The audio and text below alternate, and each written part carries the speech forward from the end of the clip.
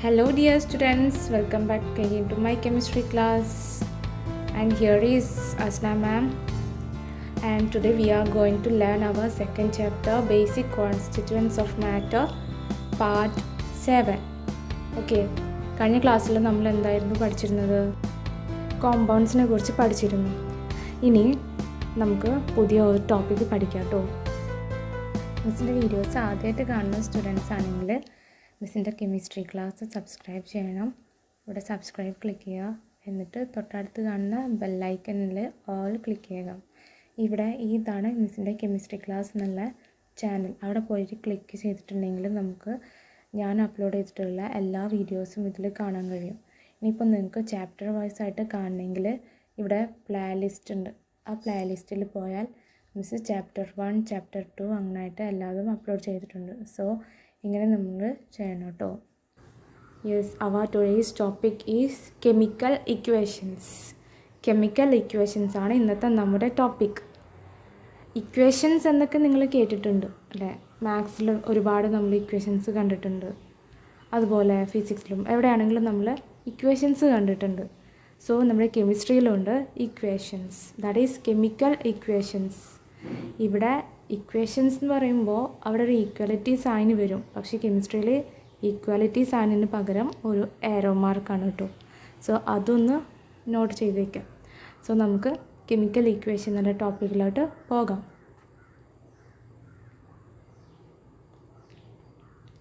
നിങ്ങൾ ഓർക്കുന്നുണ്ടോ element zinc, അതിൻ്റെ സിമ്പൽ എന്താണെന്ന്?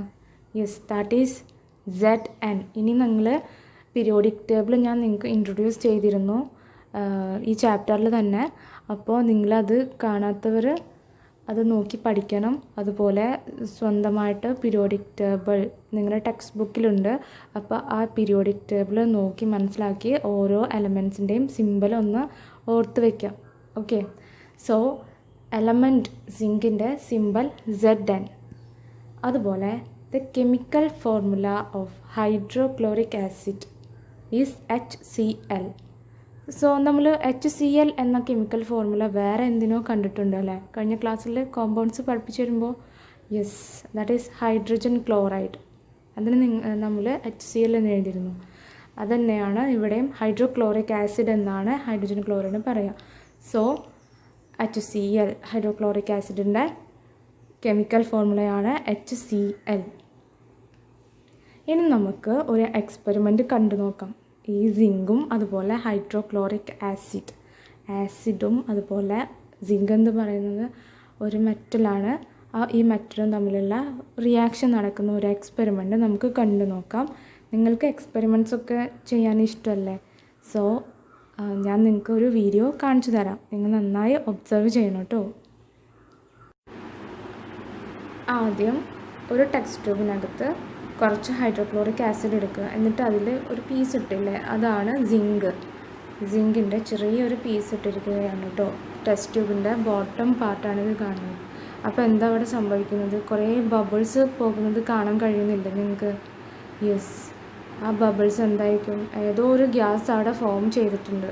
അതുകൊണ്ടാണ് അവിടെ ബബിൾസ് ഇങ്ങനെ ഫോം ചെയ്യുന്നത്. സോ ഏതായിരിക്കും ആ ഗ്യാസ്? അതറിയോ? നമ്മൾ എടുത്തിരുന്നത് സിങ്ക് ആൻഡ് ഹൈഡ്രോക്ലോറിക് ആസിഡ്.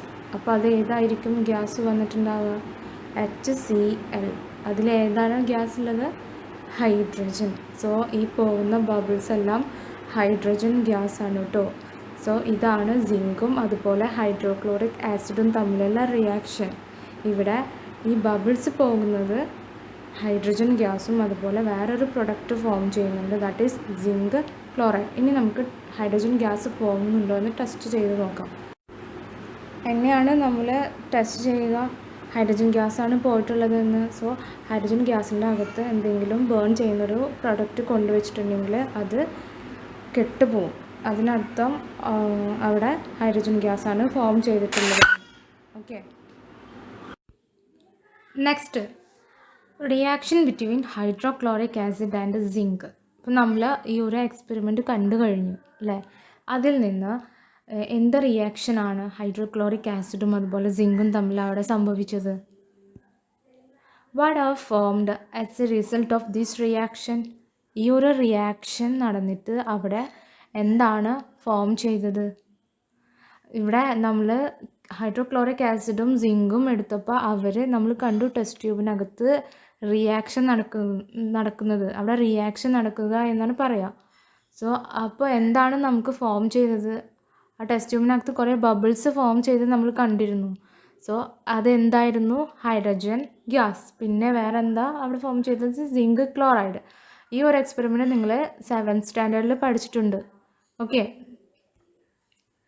ഇനി നെക്സ്റ്റ് റിയാക്ടൻസ് ആൻഡ് പ്രോഡക്ട്സ്. ഈ വേർഡ്സ് നിങ്ങൾ എവിടെയെങ്കിലും കേട്ടിട്ടുണ്ടോ? റിയാക്ടൻസ് ആൻഡ് പ്രോഡക്ട്സ് എന്ന്. സോ നമുക്ക് നോക്കാം. The substances taking part in a chemical reaction are called the reactants. എന്താണ് റിയാക്ടൻസ്? ഒരു കെമിക്കൽ റിയാക്ഷൻ നടക്കുന്ന സമയത്ത് അവിടെ ഏതൊക്കെ സബ്സ്റ്റൻസസ് തമ്മിലാണോ കെമിക്കൽ റിയാക്ഷൻ നടക്കുന്നത് അതിനെ പറയുന്നതാണ് റിയാക്ടൻസ്. ഇപ്പോൾ നമ്മളൊരു എക്സാമ്പിൾ എടുക്കാൻ, നമ്മളിപ്പോൾ കണ്ട എക്സ്പെരിമെൻറ്റിൽ സിങ്കും അതുപോലെ ഹൈഡ്രോക്ലോറിക് ആസിഡ് ഈ രണ്ടെണ്ണമാണ് നമ്മൾ എടുത്തിരുന്നത്. അപ്പോൾ അതിനെ പറയുന്ന പേരാണ് റിയാക്ടൻസ് എന്ന്. അപ്പോൾ നെക്സ്റ്റ് പ്രോഡക്ട്സ് എന്താണെന്ന് നിങ്ങൾ അറിഞ്ഞാൽ ഇതൊന്ന് ക്ലിയർ ആവും. So substances formed as a result of the reaction are called the products. നമ്മൾ ഇങ്ങനെ ഒരു കെമിക്കൽ റിയാക്ഷൻസ് നടന്നു കഴിഞ്ഞു, അതിന് ശേഷം ഒരു പ്രൊഡക്റ്റ് ഫോം ചെയ്യും അല്ലേ, അതാണ് പ്രോഡക്ട്സ് എന്ന് പറയുന്നത്. ഒരു സബ്സ്റ്റൻസസ് ഫോം ചെയ്യും, അതിനെയാണ് നമ്മൾ പ്രോഡക്ട്സ് എന്ന് പറയുക റിയാക്ഷൻ്റെ ലാസ്റ്റ്. ഓക്കെ, അപ്പോൾ ഇവിടെ നമ്മൾ ഹൈഡ്രജൻ ഗ്യാസ് കണ്ടിരുന്നു, അതുപോലെ സിങ്ക് ക്ലോറൈഡും. സോ അത് രണ്ടാണ് ഇവിടുത്തെ products. Then note down the reactants and products in the reaction given above. ഇതിലെ റിയാക്ടൻസ് ഏതായിരുന്നു നമ്മൾ പറഞ്ഞത്? Zinc and hydrochloric acid. അതുപോലെ പ്രോഡക്ട്സ് ഏതായിരുന്നു? Hydrogen gas and zinc chloride.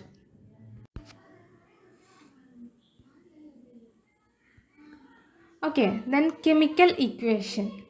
നമ്മൾ ഒരുപാട് ഇക്വേഷൻസൊക്കെ നമ്മൾ മാത്സിലും ഫിസിക്സിലും ഒക്കെ പഠിച്ചിട്ടുണ്ട്. അതുപോലെ കെമിസ്ട്രിയിലും ഇക്വേഷൻ എന്ന് പറയും. അതിനാണ് കെമിക്കൽ ഇക്വേഷൻ എന്ന് പറയുന്നത്. അതിലെ the chemical reactions can be represented as equations containing the symbols and chemical formula of the reactants and the products. അപ്പോൾ കെമിക്കൽ ഇക്വേഷൻ എന്ന് പറഞ്ഞാൽ എന്താണ്?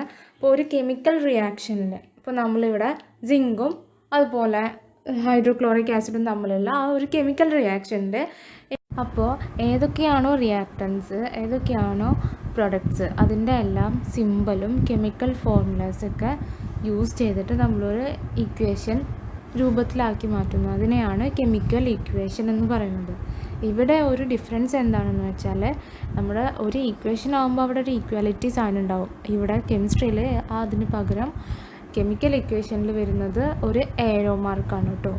സോ നമുക്ക് മുന്നേ കണ്ട ആ എക്സ്പെരിമെൻ്റ് ഒന്ന് കെമിക്കൽ ഇക്വേഷൻ്റെ രൂപത്തിലൊന്ന് നോക്കാം. ഓക്കെ, സോ ഇവിടെ എന്താണ് കാണുന്നത്? Zn അതേതാണ്? Zinc plus HCl hydrochloric acid. പിന്നെ ആ ഏരോ മാർക്കിന് പറയുന്നതാണ് ഗീവ്സ് എന്നാണ് പറയുക. യെസ്, എന്താണ് നമുക്ക് പ്രൊഡക്റ്റ് കിട്ടുന്നത്? Yes, zinc chloride ZnCl2 plus H2 hydrogen gas. ഇതാണ് കെമിക്കൽ ഇക്വേഷൻ. നമ്മൾ ആ കണ്ട എക്സ്പെരിമെൻറ്റിൻ്റെ reaction between zinc and hydrochloric acid അതിൻ്റെ കെമിക്കൽ ഇക്വേഷനാണ് ഇവിടെ തന്നിട്ടുള്ളത്. എന്താണ്? Zn plus HCl gives ZnCl2 plus H2. Okay, ഇങ്ങനെയാണ് ഒരു കെമിക്കൽ ഇക്വേഷൻ എഴുതുന്നത്.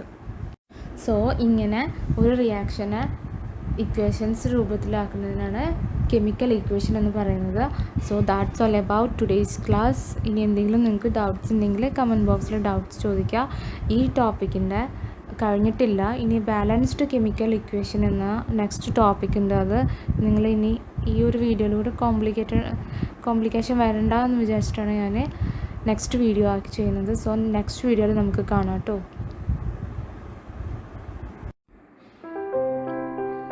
അപ്പോൾ മിസ്സിൻ്റെ ക്ലാസ് ഇഷ്ടപ്പെട്ടാൽ നിങ്ങൾ ലൈക്ക് ചെയ്യുക, അതുപോലെ ഫ്രണ്ട്സ് അറിയാവുന്നവർക്ക് ഷെയർ ചെയ്ത് കൊടുക്കുക. ഇതുവരെ സബ്സ്ക്രൈബ് ചെയ്യാത്ത സ്റ്റുഡൻസ് ആദ്യമായിട്ട് കാണുന്നവരാണെങ്കിൽ സബ്സ്ക്രൈബ് ചെയ്യുക, തൊട്ടടുത്തുള്ള ബെൽ ഐക്കൺ ഒന്ന് പ്രസ് ചെയ്യുക. Okay, that's all about today's class.